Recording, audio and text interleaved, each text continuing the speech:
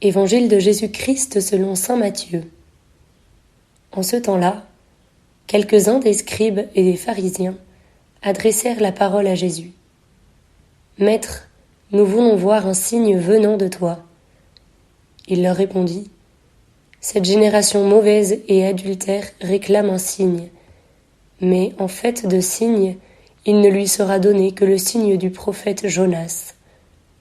En effet, comme Jonas est resté dans le ventre du monstre marin 3 jours et 3 nuits, le Fils de l'homme restera de même au cœur de la terre 3 jours et 3 nuits.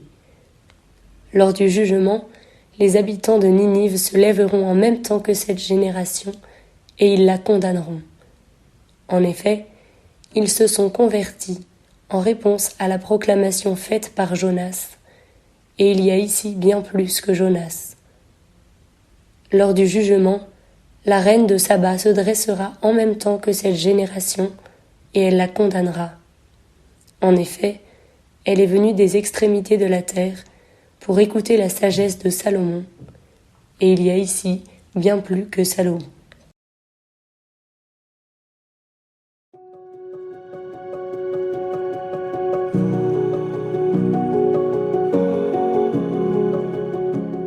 Il y a dans cet évangile, comme souvent dans les paroles de Jésus, un appel à la conversion. Les scribes et les pharisiens doivent s'inspirer des anciens exemples de Ninive ou de la reine de Saba pour s'engager dans un vrai changement de vie. Plus précisément, il faut remarquer que les 2 exemples que prend Jésus font appel à des étrangers.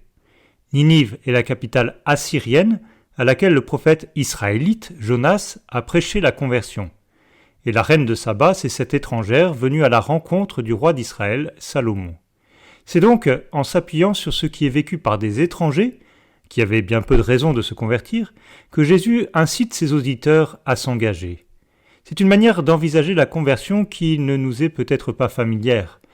Sans doute pouvons-nous trouver, dans des saints canonisés, un stimulant pour notre chemin de sainteté, mais nous pourrions aussi regarder ce qu'il y a de meilleur chez les païens des temps modernes pour stimuler notre propre chemin de conversion.